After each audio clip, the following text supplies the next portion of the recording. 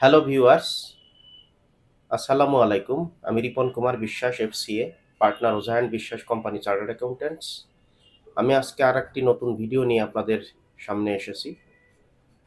সেটির মূল বিষয় হচ্ছে একজন প্রবাসী বাংলাদেশী তো যিনি ট্যাক্সেবল, বাংলাদেশে ট্যাক্স দেন কোনো না কোনো কারণে, তার ট্যাক্স রেট কত হবে? এবং একজন নন রেসিডেন্ট বাংলাদেশী, তার ট্যাক্স রেট কত হবে? তো এটা যদি আমি ভালোভাবে ব্যাখ্যা করতে যাই, তাহলে প্রথমেই আমাকে ব্যাখ্যা করতে হবে নিবাসী কারা, দ্যাট মিনস রেসিডেন্ট কারা। আমরা জানি যিনি জন্মসূত্রে বাংলাদেশী এবং যার বাংলাদেশি পাসপোর্ট আছে এবং যিনি বাংলাদেশের এনআইডি কার্ড ধারণ করে থাকেন, তাকে আমরা বাংলাদেশি বলে রেসিডেন্ট মনে করি। বেসিক্যালি রেসিডেন্ট বাংলাদেশি, নিবাসী বাংলাদেশি। আর অনিবাসী বাংলাদেশি কারা?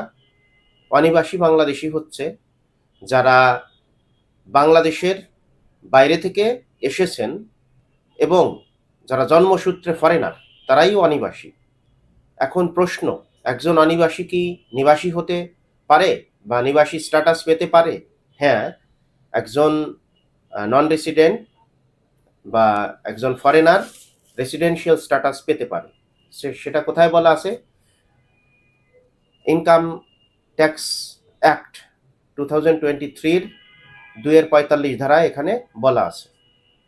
কোনো ব্যক্তি যিনি ফরেনার, তিনি যদি বাংলাদেশে কোনো আয় বর্ষে 183 দিন থাকেন ধারাবাহিকভাবে, অথবা কোনো আয় বর্ষে তিনি 90 দিন ধারাবাহিকভাবে থেকেছিলেন এবং তার পূর্ববর্তী 4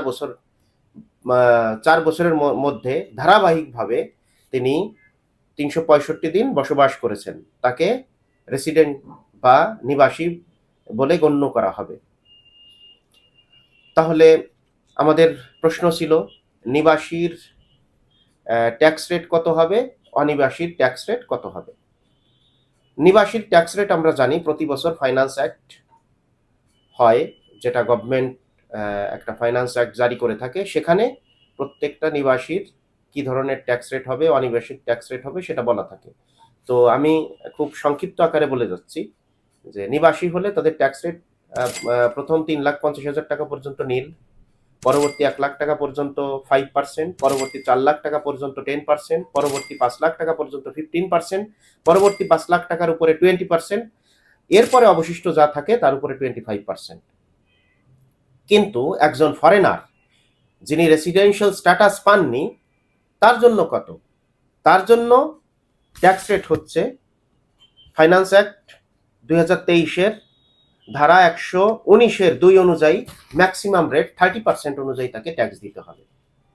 তাহলে আমরা দুটো পেয়ে গেলাম, রেসিডেন্টের ট্যাক্স রেট কত এবং নন রেসিডেন্ট যারা ফরেনার তাদের ট্যাক্স রেট কত।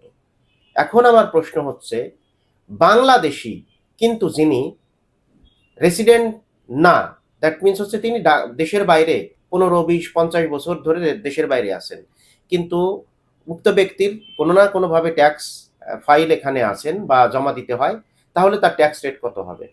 অবশ্যই এটা নিয়ে কোনো ধরনের কোনো কনফিউশন না রেখে স্ট্রেট ফরওয়ার্ড, যেটা প্রতি বছর ফাইন্যান্স অ্যাক্ট অনুযায়ী একজন বাংলাদেশি রেসিডেন্টের যে ট্যাক্স স্ট্যাটাস, উনিও সেই একই ট্যাক্স স্ট্যাটাস পাবেন এবং একই ট্যাক্স রেট দিবেন, যেটা স্ল্যাব রেটে ট্যাক্স দিতে হবে।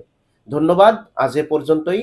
দেখা হবে পরবর্তী কোনো এপিসোড নিয়ে, পরবর্তী কোনো বিষয়ের উপরে আবার কোনো ভিডিও নিয়ে। ধন্যবাদ।